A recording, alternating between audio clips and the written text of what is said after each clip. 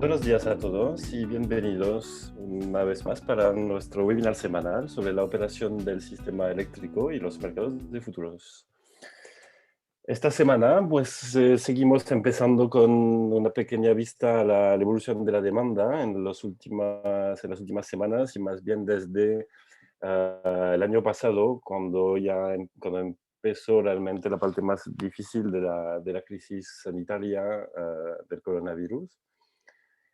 Aquí pues vemos la demanda de los últimos casi 12 meses y los 12 meses anteriores. Y vemos, por ejemplo, que esta semana estuvimos con una demanda muy similar, casi igual a la del año pasado. De hecho, fue un pelín superior, por temperaturas un poco más bajas, pero bueno, tampoco hacía mucho frío y tampoco hemos visto un impacto muy fuerte como lo que hemos visto sobre la demanda al principio del año, cuando la demanda superaba del 4 o 6% incluso la demanda del año anterior. Entonces estamos esta semana con la demanda normal, baja igual. Es importante guardar en mente que la demanda de los dos últimos años es sustancialmente más baja que la de los años anteriores. Entre otros, porque hay más generación distribuida en el país, por ejemplo, además de estas temperaturas bastante de primavera, podríamos decir, para este periodo de año. Entonces, el resultado en seguir con esta demanda baja, además de la generación renovable que aumento, lo vamos a ver después, hizo que el precio del mercado siguió bajando esta semana. Siguió su bajada infernal, casi diría, pero se nota que se está estabilizando. Después de estas bajas dramáticas realmente que hemos tenido semana tras semana, se nota que estamos llegando abajo, estamos casi tocando el fondo, entre comillas, so, para decirlo así. Entonces ahora nos quedamos con un precio semanal en promedio un poco por encima de los 20-21 euros por megavatio hora en realidad. ¿Y eso por qué? Pues primero por una generación renovable que sigue alta. Aquí vemos, como siempre, la generación eólica de Portugal, España y Francia, y lo mismo para la generación solar de Portugal, España y Francia, con aquí el detalle de la generación solar térmica de España. Entonces, no, tampoco tuvimos un viento muy fuerte esta semana. Si uno compara con otras semanas, en España, de hecho, fue medio alto solo. Fue alto porque estamos en invierno todavía, pero tampoco fue muy alto. Lo que es interesante ver, eso sí, es que sumando estos tres países tuvimos una generación de eólica que ha variado en total entre los 12 gigavatios hora por hora hasta 25. Entonces, una variación relativamente baja por ser un recurso eólico, y eso por un bastante buen complemento de un país a otro. Portugal tuvo mucho viento al principio de la semana y muy poco durante el fin de semana. Y en España fue casi lo contrario. En Francia, por otro lado, el viento ha sido bastante estable toda esta semana. Ha sido un viento medio también. Francia tiene menos capacidad eólica instalada que España, entonces a nivel de factor de planta era más alto que en España, pero tampoco ha sido un viento extremadamente alto. Lo que sí hemos tenido, y es lo que vamos a ver en la slide siguiente, es un muy fuerte recurso hidroeléctrico, en particular en España. Aquí veis cómo la generación hidráulica se ha mantenido alta toda la semana, con un mínimo en torno a los 4 gigavatios hora por hora, 3-4. Eso es enorme. Si uno se acuerda un poco de lo que estábamos viendo las semanas anteriores, estábamos viendo en varios momentos en la semana bombeos, es decir, que estábamos bombeando agua por las noches y cada vez más también durante los días, un poco de la mano con esas exportaciones netas aquí que se observan, en particular de día.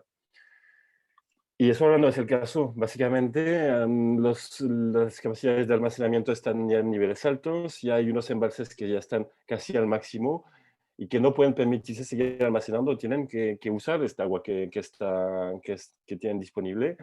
También pensando en lo que se viene, porque ahora va a llegar en unas semanas y meses más la primavera, con el deshielo, entonces vamos a tener cada vez más agua en el sistema. Entonces tienen que usar este agua y es por eso que nos encontramos con tanto agua en el sistema.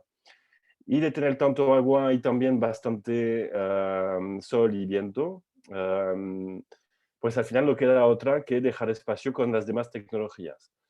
Como el gas parece ser y es realmente todavía bastante necesario, y el carbón también, más que por orden económico, por el apoyo que prestan al sistema con los servicios que le dan de regulación, regulación de frecuencia, regulación de tensión, restricciones técnicas localmente, pues no queda otra que guardar un poco de esta generación fósil, o en proporción muy baja, alrededor de sumando los dos, un 5 o 6% como mucho, pero no queda otra que guardarlos. Entonces, la solución, cuando ya hay tanta generación renovable y también una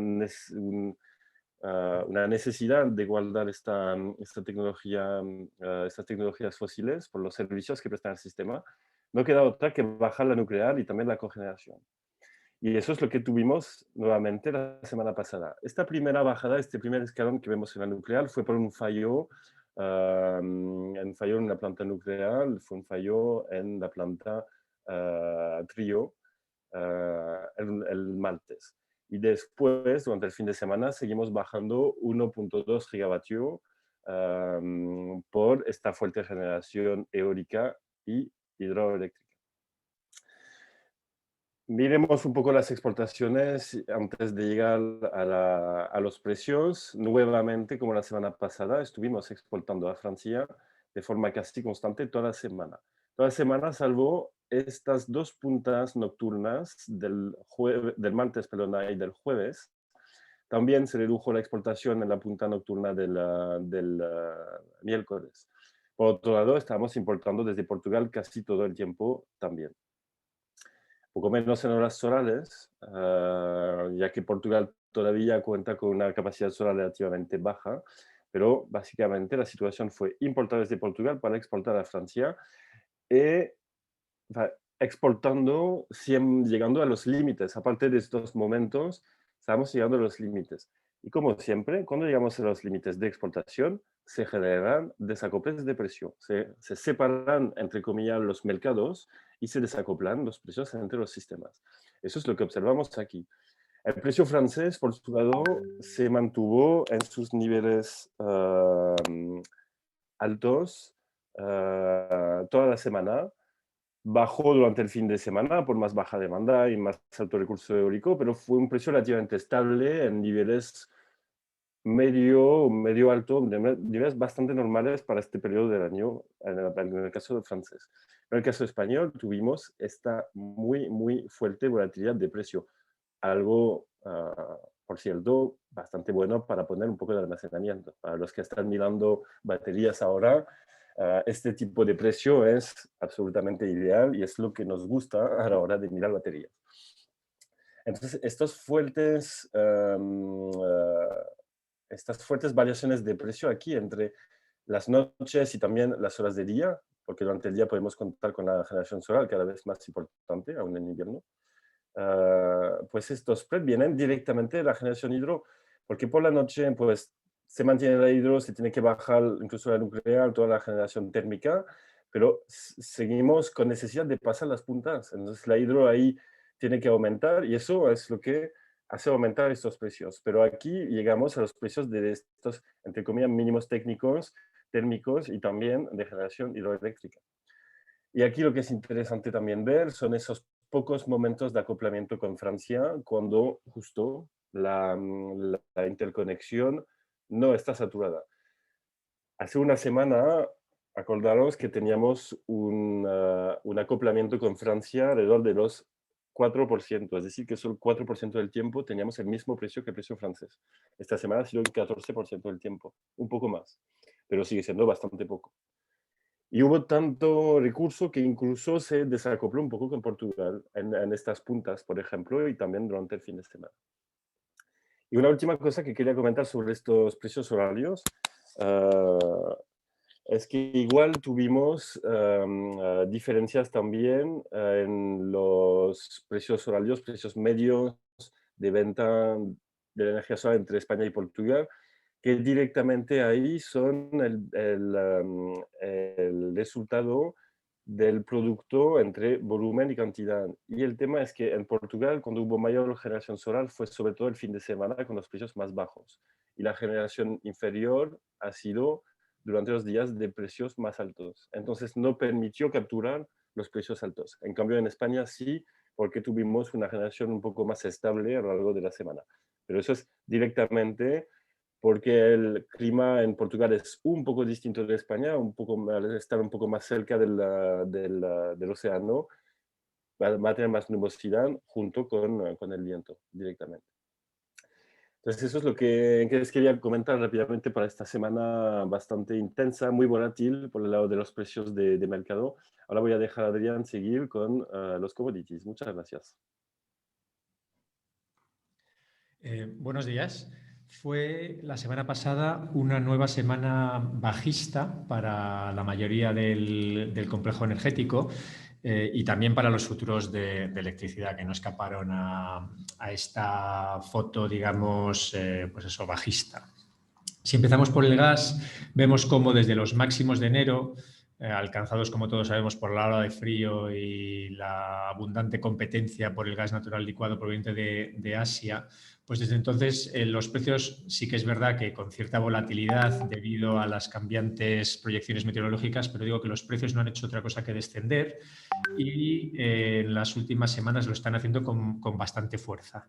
De hecho, la pasada pues cayeron, el mes de marzo cayó un 6% hasta los 16,55 euros por megavatio hora. Bueno, pese a que no se haya descartado todavía, y de hecho la semana que viene parece que las proyecciones vienen con un poco más de frío en los países nórdicos y quizá en Alemania, digo que pese a que no se haya descartado todavía un último arreón, digamos, de bajas temperaturas en Europa, sí que es verdad que los precios están ahora mismo bastante relajados. También hay una declinante competencia por parte de Asia de gas natural licuado y, por lo tanto, ya digo que ahora mismo la presión en los precios es bastante moderada. No obstante, sabemos que los almacenamientos en Europa están por debajo ya del 40%. El año pasado estaban muy por encima de estos niveles y, por lo tanto, un factor de soporte en precios que no esperamos tampoco que lo lleve a niveles muy elevados, como sí pasó, por ejemplo, en 2018, pero ahí, por ejemplo, pues Alemania tuvo sus almacenes al 13%, ahora está, creo que es un poquito por debajo del 30%, pero no se espera que vaya a terminar por debajo del 20% este invierno. Entonces, bueno, por un lado no tenemos la presión ya digo, de otros continentes para que el precio termine de subir, pero sí que está soportado por las necesidades propias de llenar los almacenes en Europa, que se han visto muy mermados por el episodio de frío.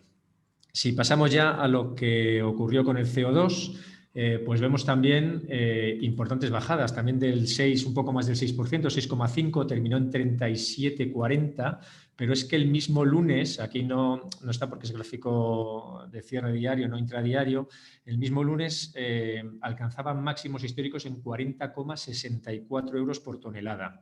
Después se sucedieron 4 días bajistas, uno que más o menos se repitió el cierre, y dejan al CO2 con una ganancia todavía importante en el año del 14%, pero ya digo que la semana pasada cayó un 6%. Parece, por lo tanto, que estamos en un momento de consolidación de las amplias ganancias obtenidas hasta ahora y que siempre que sale del CO2 hay que ser muy cauto. También, de momento, las caídas están siendo aprovechadas para aumentar posiciones por parte de los que ahora tienen mayor cantidad de certificados en cartera, que son los fondos de inversión. Ya no son las, digamos, instalaciones, las 11.000 instalaciones cubiertas por este sistema de CO2, sino que ahora los fondos de inversión son mayores tenedores de certificados que, ya digo, esas propias compañías. Vamos a ver, porque ahora estamos en niveles ya se ha llegado a algunos niveles técnicos ayer, que bueno, se traspasaron, pero el precio se volvió a dar la vuelta, y ya digo, andando en esta actividad de compra de los fondos de inversión.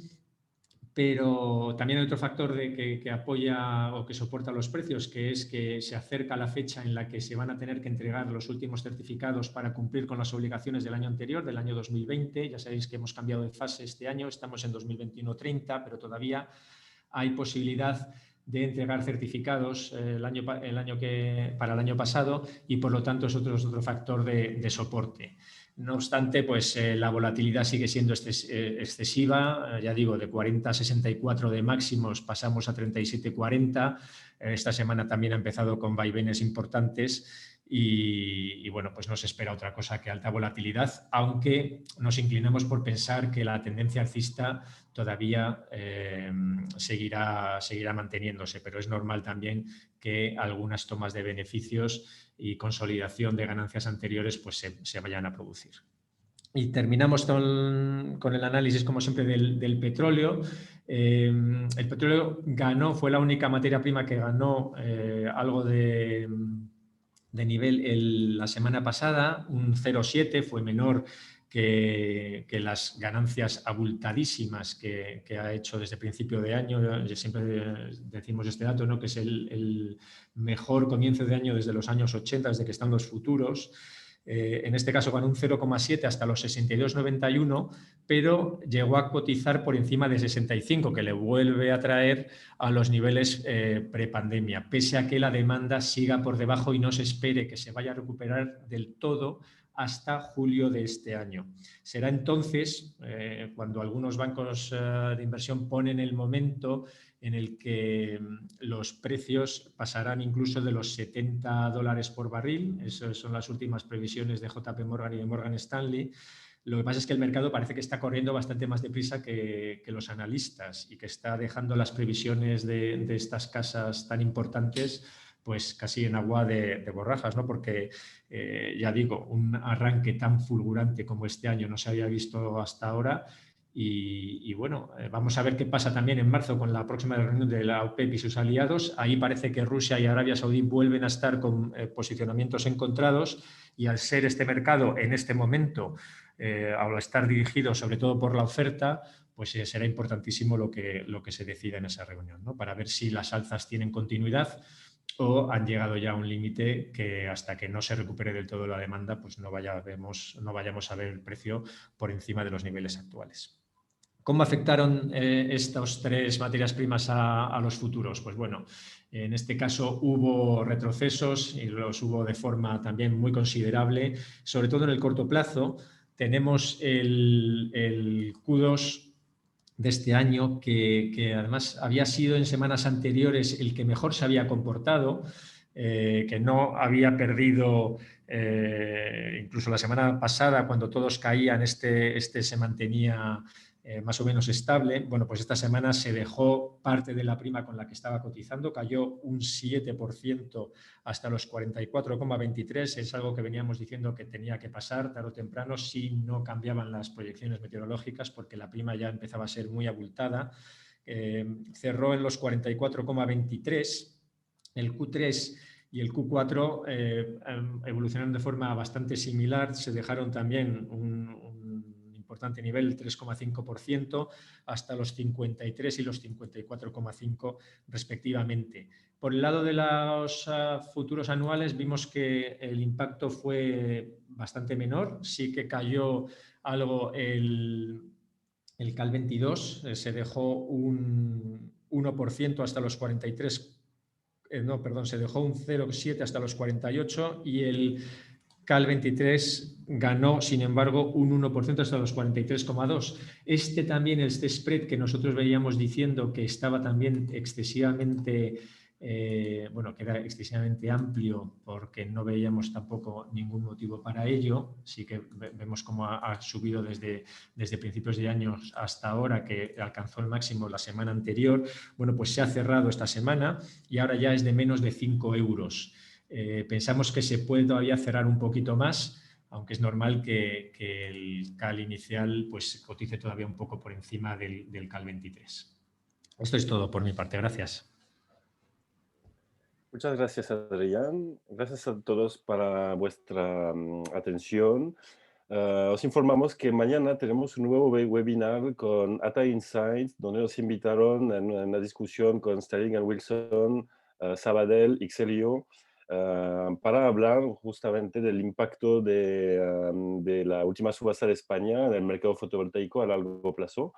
Este webinar es gratuito, tenéis la información aquí, es mañana a las 11 horas de España. Pues muchas gracias a todos por vuestra atención nuevamente y volvemos a vernos pues en una semana más el próximo martes. Muchas gracias, que tengan un buen día.